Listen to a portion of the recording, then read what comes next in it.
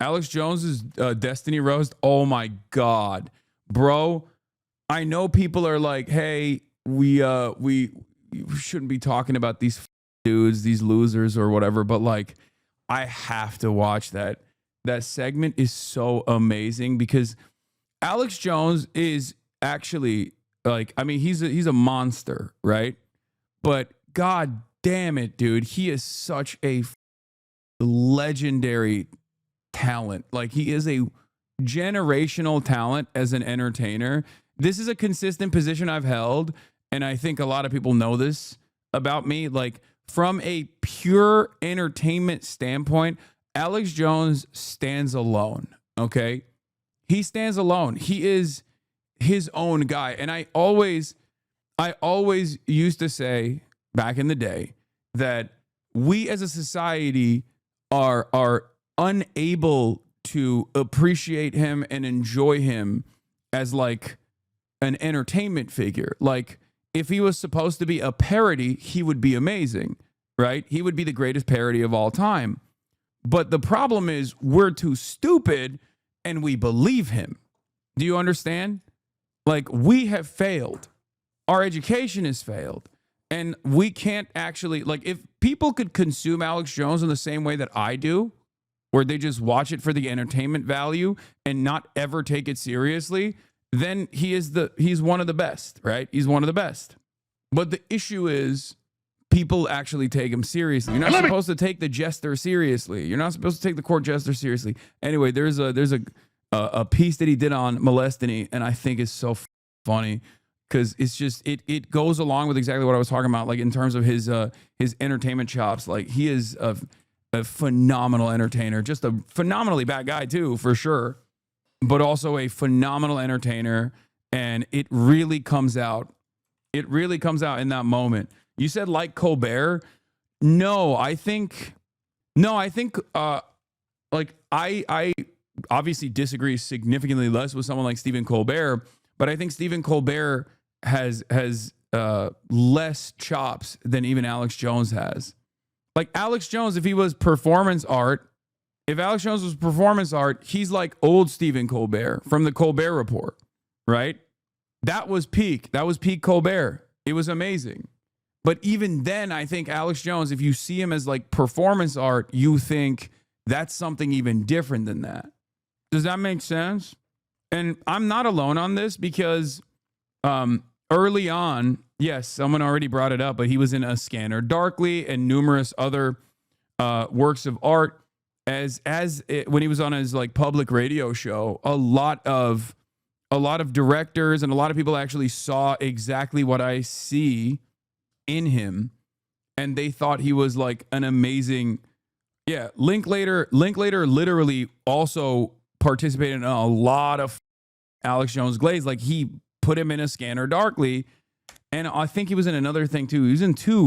He was in two Linklater productions, I think. Yeah, I mean, here's Alex Jones in A Waking Life. City Hall. Death and taxes. Don't talk about politics or religion. This is all the equivalent. By the way, this is a Turkish channel, Dünya Lolar video. Why does he sound like an anarchist? Because he is an American hog libertarian. And a lot of OG American hog libertarians had an anarchist streak.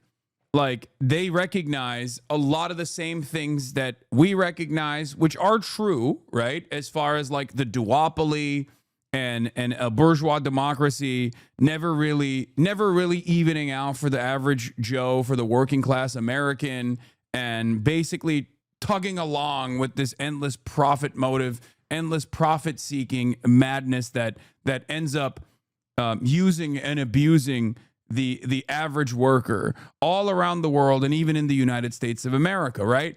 So they see all of that stuff, but then because they don't have any materialist underpinning to build this analysis off of, they turn around and start imagining good bad dynamics, as liberals often do, like it's a Marvel movie, and they believe that there is like a real evil out there. If they're also Christian, they can also like add some themes from Christianity in that same vein, where like there are demons around us, right? There's true evil out there. I've never been a committed believer that there is anyone that is like truly evil. I believe that people are capable of doing evil things. People are capable of doing bad things, but they are ultimately still a byproduct of their circumstances, of their material conditions. They're just responding to the stimuli that is presented to them. These guys don't feel that way, where they think there are irredeemable evil forces out there and also good forces out there. And because that's their worldview, because of liberalism being the monoculture in the United States of America and certainly all around the world as well, they have to seek villains. And always, the historic villains have always been Jews.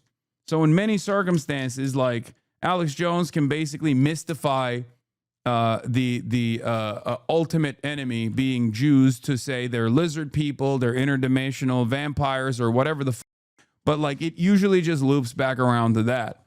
Okay? Do you believe Netanyahu isn't evil though? Like, he's evil in the sense that he's doing evil, yes. Yes, he is a bad person. But my assessment on this has always been the same, which is that this person's entire life and their social development and their upbringing is the reason why he behaves this way, is the reason why he has these opinions, is the reason why he's doing this and not a consequence of like being born as like the spawn of Satan. I might enjoy that kind of language from time to time, but the notion that this guy was put on this earth to be a demon is silly in my opinion. Okay? So, where were we? Oh, so yeah, we got Alex Jones. But why am I talking about Alex Jones? The reason why I'm talking about Alex Jones is because Alex Jones has done a piece on Destiny that I thought was really funny. Apparently, he did one on me as well. I didn't even see that one. But so in different circumstances, you would be evil potentially. I mean, I had the best possible way to be that, right? I had all of the social constructs to be that 100%. Born to a relatively affluent family in Turkey, and had all of my needs met for the longest time. Never had to worry about finances ever when I was growing up until like the age of 18. I think I am, of course, a product of my material realities for sure. I just saw, I think like there are instances in my life that made me realize what it looked like for the first time ever, like what economic inequality looked like, what wealth disparity looked like when I was young. I think that's why people have a hard time accepting this. They don't want to think that they could do the things that they hate are doing under different circumstances. Yeah.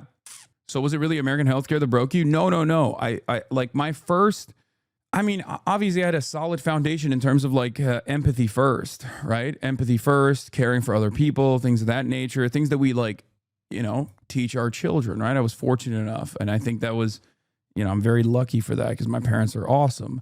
But beyond that, I think like the way that I experienced whiplash going from a private school to a public school in Turkey and seeing that wealth disparity in real time, I think was a real wake up call for me early on, where I was like, why is this happening? Like, this doesn't make any sense. In any case, if your family was nationalist in Turkey, would it have been different? Chatter, you are so American. Every Turk in their heart is a little bit nationalist, a lot more than the average American is. You do not know what patriotism is. America's religion is capitalism. America's God is capital. Americans are too capitalist to understand what nationalism looks like elsewhere. Okay? You do not know what you say. There is a reason why I say a lot of things out here on this broadcast as an American citizen and as a Turkish citizen. A lot of things that would immediately make me public enemy number one for a lot of Turks. And yet they still have a sense of pride in their hearts. Because as a Turk, I get to be one of the top content creators, one of the top political commentators in the United States of America. So even when Turks despise what I have to say about the Armenian genocide or Kurds or any number of different things, they still deep down inside have a sense of pride. In many ways, I understand Zionism a lot better for this reason as well. They're not equivalent. My mom is getting mad at me because she's hearing what I'm saying. These are not equivalent things, but it is a different kind of nationalism. Okay? Alperen Şengün said, throw the Greeks in the sea. He did. That's a classic Turk moment. Söylediklerinden yüzünden değil, Fenerli olduğun için sevmiyoruz seni. Oğlum benim Fenerbahçe ile hiçbir alakam yok ki, yapmayın etmeyin. Is it like Pan-African nationalism? No. Pan-African nationalism is a anti-colonial endeavor. Turkic nationalism stems from thousands of years of mythology built together, and also the Ottoman Empire and stuff. It was always Turkey with the, obviously post World War I, inception of the Turkish nation state. These are historic developments, but it was never like an anti-imperial thing. It was more so the sense of pride that comes from this. The sense of pride that comes from a lot of this different variants of this same thing is different. It's hard to explain. No, it's not like Irish nationalism versus British nationalism. Aynı zamanda Amerika'nın milliyetçi partileri yükseltmesinden oluyor ama abi. Evet. Yani bizim ülkede, bizim vatanda Amerikalıların boost etmesinden bahsediyorsun değil mi? CCC, ülke ocakları, CIA. Anyway.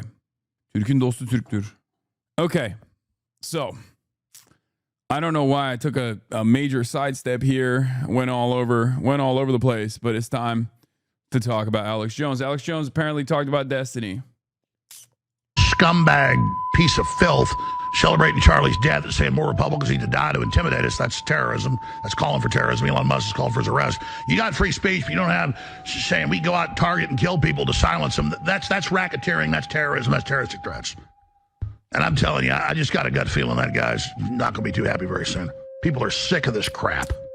And he talks about he stalked people and planned to kill them and their families and all this other stuff, try to act all scary and tough. Those little wild, beady eyes reminds me of the serial killer in Dirty Harry. They have a tour where they were stalking Kirk around the country and all this crap. I mean, it's just disgusting. What is this? Dude, what is this edit? Why is there a flute playing in the background? What is going on? It's just cinema. I don't know how else to describe it other than cinema.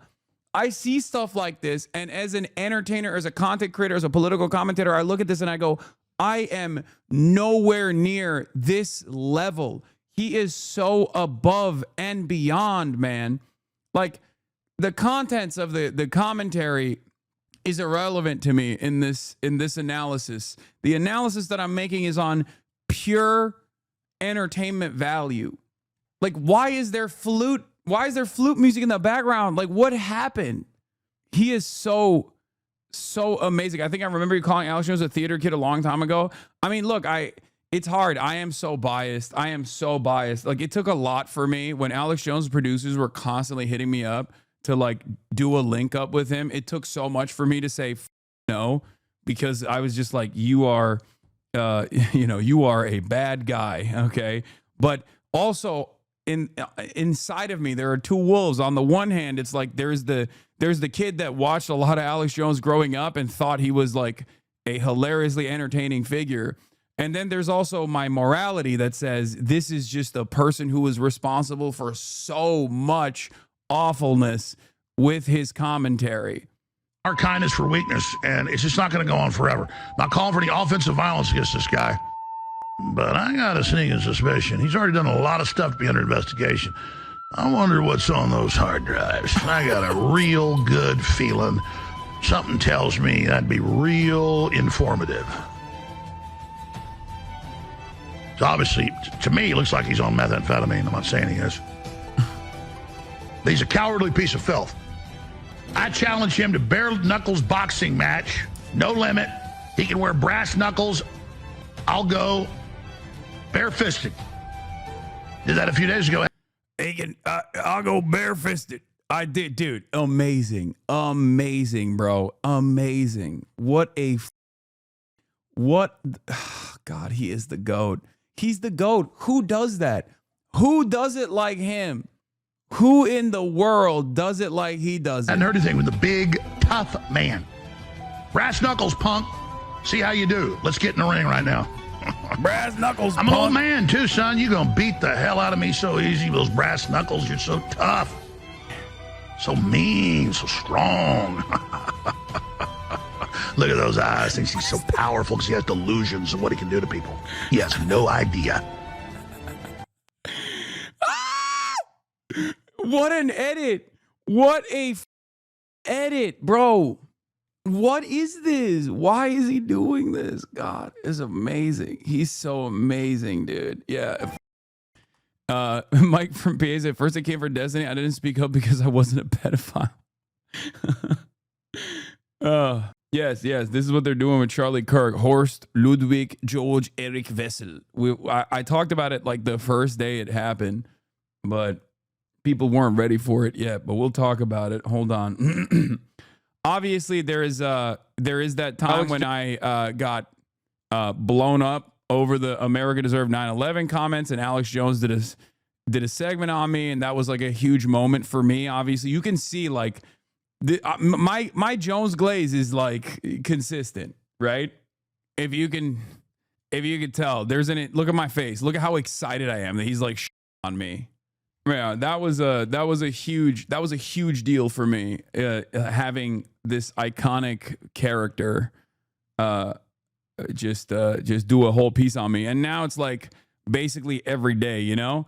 I love that he said viewer discretion is advised. Slice them and dice them. You need to be gutting them. You need to be shanking these motherfuckers and letting their guts ride on stage. Bloodthirsty leftists call for murder of MAGA leaders in this disgusting compilation. Viewer discretion is advised. I'll make you famous. Left-wingers, liberals, dude, look, Antifa, anti-fascist, like they got they're putting a hit on me. This punk. They're about to say that Alex Jones did a puff piece on you. Yeah, for the record, I had Alex Jones's like voice saying Hank Pecker and numerous other things like from that initial piece that he did on me. I had him as like a voice line, as my alert line for the longest time.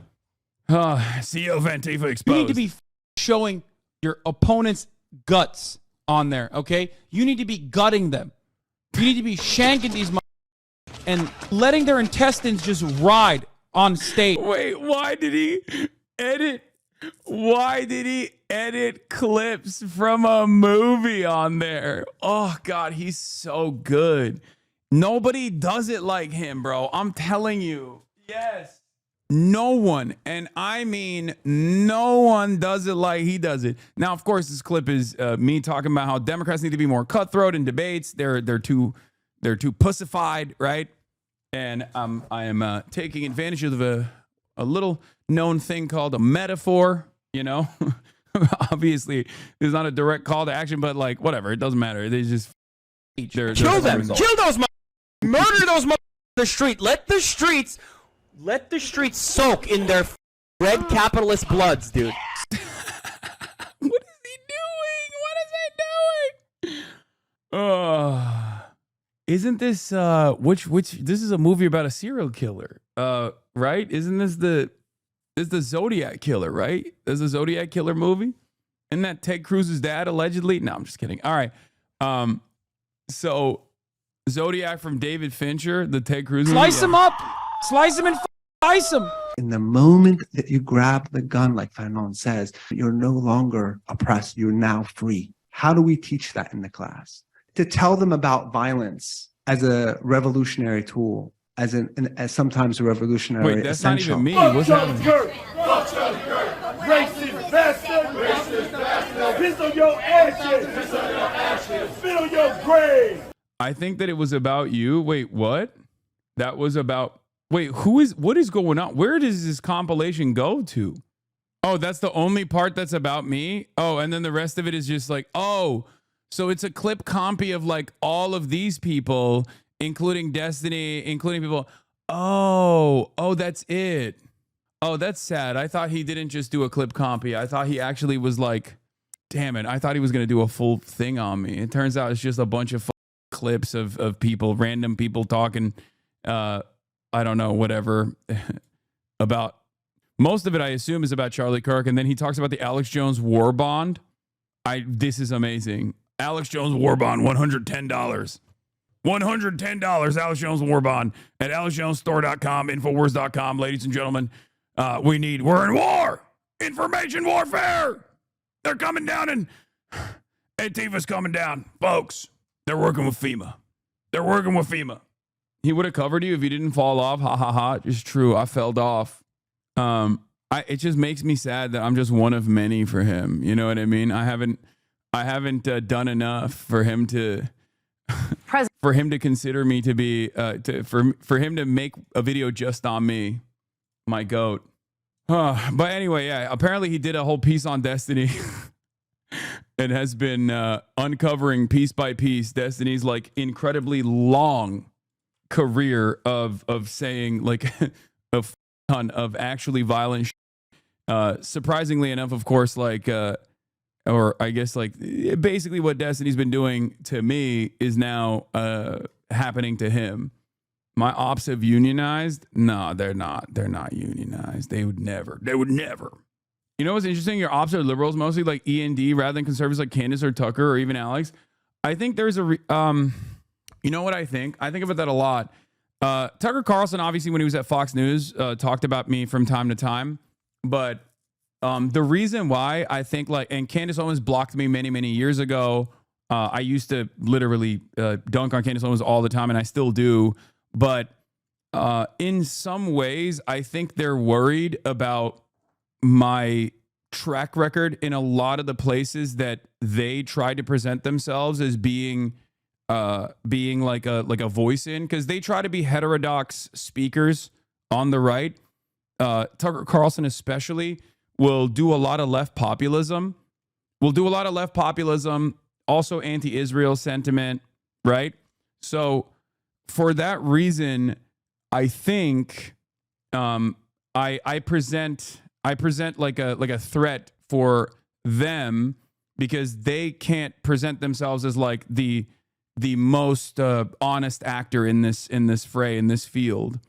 What the fuck does heterodox mean? As in like not ordinary. Like the ordinary mainline conservatism doesn't do a lot of the stuff that Tucker Carlson does. Tucker Carlson adds like a bunch of fake left populist messaging into his commentary, and therefore someone like myself, like an actual left populist, an actual leftist, is obviously going to look a lot more honest when having a conversation with someone like Tucker Carlson.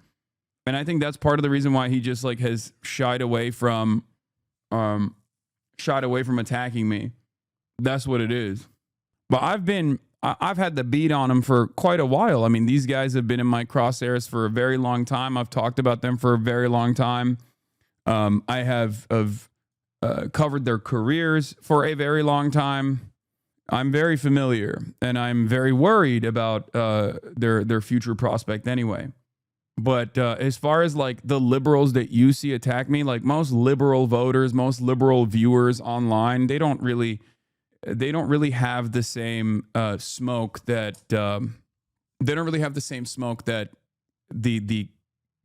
handful of like centrist presenting, sometimes reactionary content creators have. You know what I mean? That's just the online, purely online phenomena. Open Presidents, thank you for the 25 bones.